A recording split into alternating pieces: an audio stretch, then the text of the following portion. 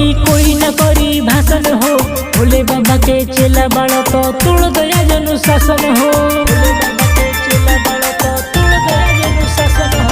कोई न रोकी कोई न टोकी कोई न करी भाषण हो। भोले बाबा के चेला बाड़ा तो तोड़ गया जनु शासन हो। गजा में भांग मिलाई के भरोए बम हिलाई के बरतनी दिशा लाई के बम गाजा पियो प्रशासन से यदि दिखाई के बम गाजा पियो प्रशासन से यदि दिखाई के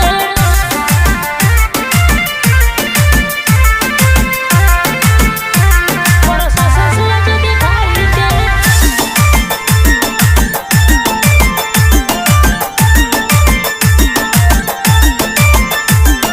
बोल बम बोलो मस्ती में डोलो डोलो ढारा बम लुटा से।